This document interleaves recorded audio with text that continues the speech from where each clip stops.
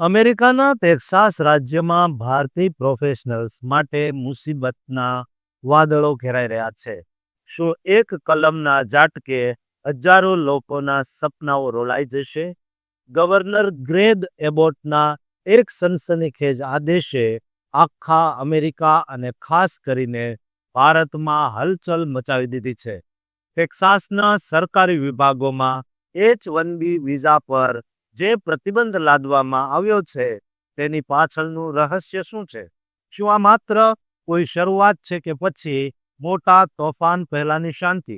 આજે આપણે આ સમાચારમાં એવા સવાલોના જવાબ શોધીશું જે તમને અંદરથી હચમચાવી દેશે અને ટેક્સાસથી આવતા આ સમાચારનું સંપૂર્ણ સત્ય તમારી સામે લાવશે.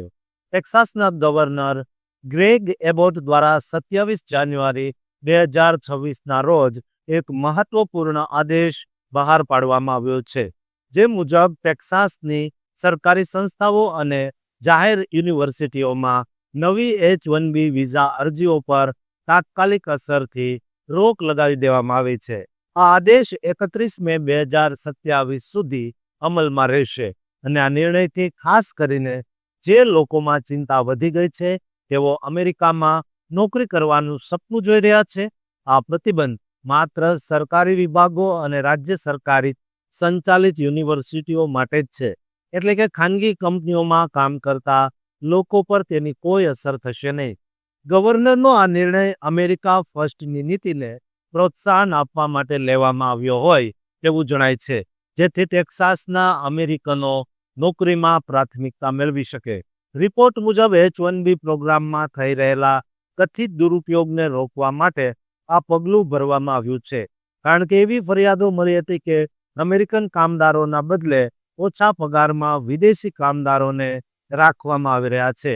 આ ફ્રીઝના કારણે ટેક્સાસની ઘણી મોટી યુનિવર્સિટીઓ જેવી કે UT south western medical centre અને ટેક્સાસ A&M યુનિવર્સિટીમાં સંશોધન અને શિક્ષણના કામ પર અસર પડી શકે છે.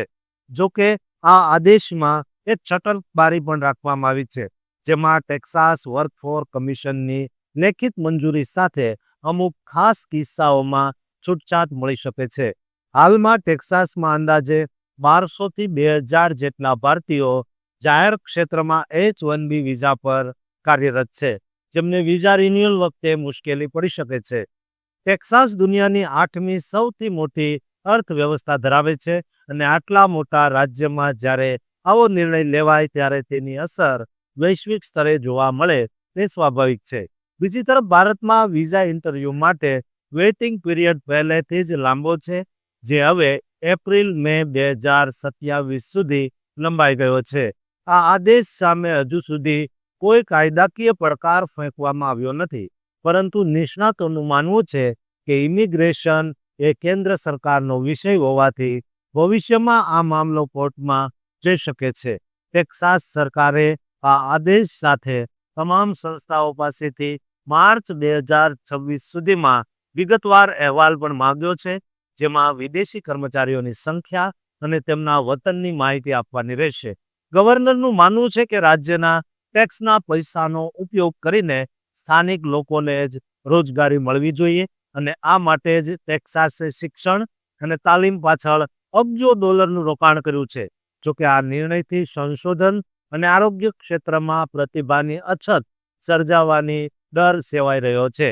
ખાનગી IT કંપનીઓ જે દર વર્ષે હજારો વિઝા સ્પોન્સર કરે છે તેમને હાલમાં કોઈ જોખમ નથી, પરંતુ સરકારી સ્તરે લેવાયેલા આ નિર્ણયથી એક નવો વાદ વિવાદ શરૂ થયો છે.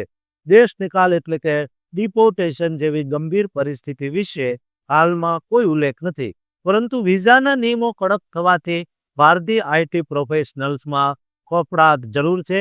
આ સમાચારનો હેતુ તમને બદલાતા નિયમોથી વાકેફ કરવાનો છે, તેથી તમે ભવિષ્યની તૈયારીઓ કરી શકો.